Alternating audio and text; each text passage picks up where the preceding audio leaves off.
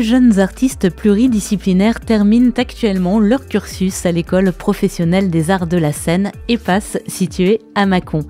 Quel est le profil de ces étudiants qui rêvent de faire carrière sur les planches ? Pour en savoir plus, nous recevons aujourd'hui Pauline Caviglia, artiste dont le premier seul en scène pluridisciplinaire aborde subtilement le sujet de la maltraitance infantile. Il sera donné le 17 avril à la Cave à musique de Mâcon. Bonjour Pauline. Bonjour Sandra. Alors Pauline, par cette création, vous cherchez à démontrer que de petits mots qu'on pense anodins peuvent avoir de lourdes conséquences négatives dans le développement des enfants. C'est un phénomène que vous observez depuis longtemps. Est-ce que vous pouvez nous donner quelques exemples des scènes dont vous avez pu être témoin et qui vous ont bousculé, voire même révolté pour certaines ? Bien sûr, la première et probablement celle qui m'a le plus marquée, c'était une scène qui s'est passée dans mon entourage proche. C'était même pas avec une enfant, c'était avec une adulte qui parlait à sa mère, donc qui était une dame assez âgée. Depuis que cette adulte est toute petite, elle se fait réprimander par sa mère tout le temps, elle se fait juger, elle se fait humilier aussi devant ses amis, devant ses professeurs. Et du coup, c'était un jour où moi j'étais assez petite, je devais avoir une dizaine d'années. J'ai vu cette femme âgée insulter sa fille qui avait alors 40 ans et lui parler comme si elle n'était rien en fait. Comme si elle avait à peine 6 ans et qu'elle venait de s'éclabousser avec de la boue, ou comme si elle ne comptait pas. Ça m'a complètement interpellée et je me suis dit comment on peut se permettre de parler comme ça à un autre être humain en fait, de bafouer à ce point l'égalité qu'on a tous. C'est ça qui vous a révolté. Vous, Pauline, même si vous étiez dans un foyer aimant, vous avez aussi été confrontée à certains de ces comportements toxiques. Selon vous, quels impacts ça peut avoir sur l'estime de soi ? Je pense que ça peut faire perdre confiance en soi à beaucoup de gens. Personnellement, étant hypersensible, j'ai énormément culpabilisé. J'ai eu l'impression que c'était ma faute. C'était ma faute si ça se passait mal, c'était ma faute s'il y avait des problèmes. Je pense que ça peut impacter tout le fonctionnement interne d'un être humain et ça peut l'amener à se renier et à renier qui il est et ce qu'il veut être. C'est vrai qu'on a en tête plein de ces petites phrases qu'on peut dire sans vraiment réfléchir. T'es bête, t'es trop timide, tu vas jamais y arriver, mais t'es toujours en retard, c'est pas possible, ma parole. La plupart de ces comportements, Pauline, sont inconscients. Les gens, les parents, l'entourage ne se rendent pas vraiment compte. Alors quel déclic vous a amené personnellement à vouloir briser ce tabou par le biais de votre propre spectacle ? Je n'y ai pas vraiment réfléchi sur le moment. J'étais dans mon lit à minuit et je n'arrivais pas à dormir. Et à un moment, j'ai une phrase qui est venue dans ma tête. Je serais incapable de vous dire laquelle parce que depuis, je l'ai modifiée et elle s'est transformée. Et en fait, à minuit, dans mon lit, j'ai pris mon téléphone et j'ai commencé à écrire. J'ai écrit, je pense, bien 10 minutes de mon spectacle, là, comme ça, sans y avoir réfléchi avant, sans avoir décidé de le faire. Et en fait, c'est au fur et à mesure d'écrire les chansons, d'écrire le texte, de trouver les musiques, que je me suis dit, ce thème, il vient de tout ce qui a coloré mon enfance, toutes les petites expériences du quotidien que j'ai pu apercevoir et vivre en fait.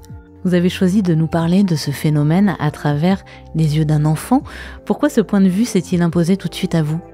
Même si, comme je vous l'ai dit juste avant, l'une des expériences qui m'a le plus marquée, c'était l'expérience du coup de cette femme adulte.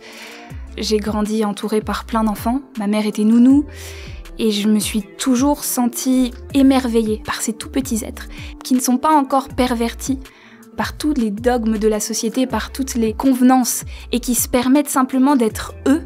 Et je les ai vus se faire... c'est peut-être un mot un peu fort, mais je les ai vus se faire détruire petit à petit, déconstruire petit à petit, par justement tous ces dogmes et toutes ces injonctions. En voyant ça du coup avec mes yeux de jeune fille de 15-16 ans, je me suis dit en fait que c'était tout simplement inhumain de voir ça. Et du coup, le point de vue de l'enfant s'est imposé de lui-même en fait, parce que je veux défendre cette cause-là. Et je veux soutenir ces êtres-là qui n'ont pas encore la possibilité de se défendre eux-mêmes, parce qu'ils n'en ont pas conscience. Voilà, donc votre objectif, c'est qu'on se remette dans notre peau d'enfant et qu'on retrouve l'empathie vis-à-vis de ces enfants qu'on peut parfois malmener sans s'en rendre compte. Et c'est vrai qu'on est souvent dans le déni quand on est pointé du doigt, malheureusement. Comment avez-vous travaillé, Pauline, pour trouver les bons arguments afin d'éveiller les consciences des adultes ? J'ai essayé de partir d'un spectacle qui ne se situe pas dans notre réalité. J'entends par là un spectacle qui ne se situe pas en 2025, avec un personnage, avec un nom, un âge. J'ai créé ce spectacle dans un imaginaire complet, avec une scène complètement nue. Ce personnage, du coup, dans ce spectacle, il n'a pas de nom. On sait que c'est un enfant qui va grandir et évoluer.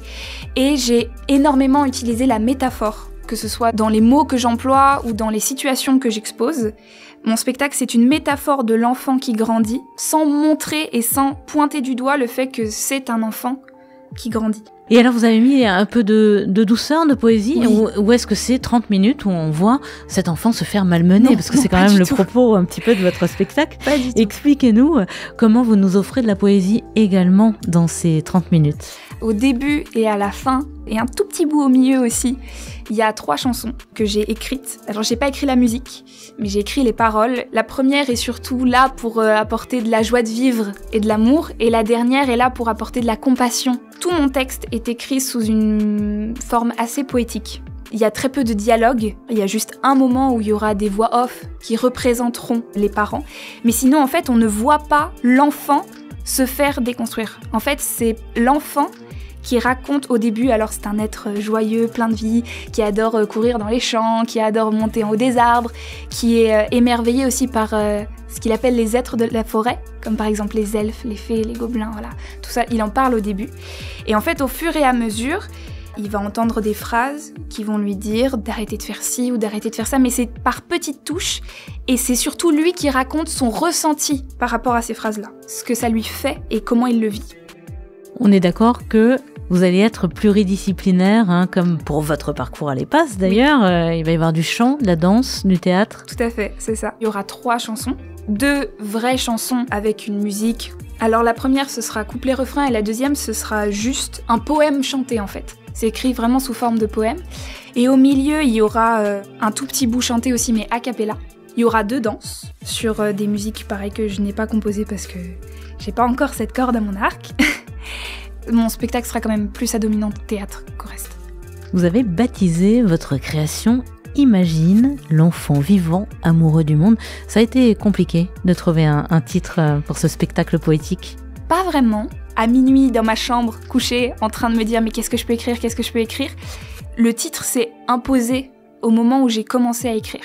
Parce que dès que j'ai commencé à écrire, dans ma tête, je voyais l'univers dans lequel évolue cet enfant. Il y a un moment où il est dans une forêt, où il voit un lac, une cascade. Et en fait, quand je l'écrivais, je le voyais.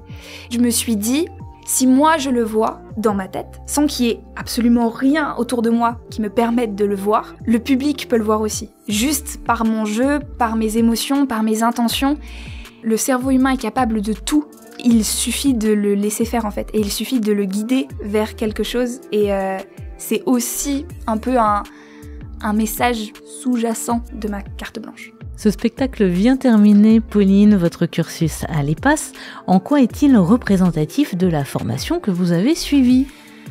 Déjà, dedans, il y a du chant, de la danse et du théâtre. Ça prouve que pendant 3 ans, j'ai beaucoup travaillé là-dessus parce que quand je suis rentrée à l'EPAS, même si j'avais fait beaucoup de danse avant, j'étais surtout chanteuse et comédienne. Donc j'ai énormément progressé en danse.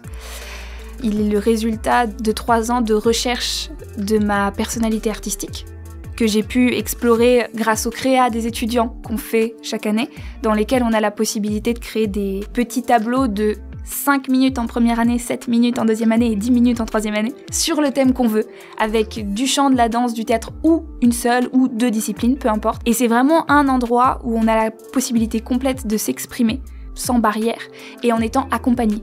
Et je sais que, étant une artiste qui a très envie de créer plus tard, j'ai vraiment envie d'être actrice et interprète, mais aussi créatrice. Ces moments de création m'ont énormément aidée et permis de cheminer vers ma vraie personnalité artistique. On sent que le thème de votre carte blanche vous implique personnellement, émotionnellement. C'est un spectacle que vous souhaitez faire voyager après les passes ? Tout à fait, oui. Je ne sais pas encore si je vais le laisser sous une forme de seul en scène. Donc juste avec moi et mon imaginaire, et si je vais du coup le rallonger, ou si je vais faire intervenir d'autres personnages et du coup changer un peu la façon dont il est fait. Mais ce qui est sûr, c'est que je garderai le même thème, le même principe d'imagination. J'ai pas envie d'en faire un immense spectacle. Je pense que pour l'instant, j'en suis pas là artistiquement parlant. Mais j'aimerais en faire peut-être un spectacle qui pourrait aller dans des petites salles. Je ne sais pas encore, mais pour essayer de sensibiliser les gens à cette cause qui, je trouve, n'est pas assez vue, n'est pas assez entendue et n'est pas assez mise sur le devant de la scène en fait. Et avec un objectif plus de bienveillance, n'est-ce pas ? Oui, aussi, énormément, oui. On vous souhaite de réussir, en tout cas, Pauline Caviglia. Merci beaucoup d'avoir accepté notre invitation. Et pour en savoir plus sur l'EPAS, École professionnelle des arts de la scène de Mâcon, rendez-vous sur le site internet epas.pro. Merci. Merci.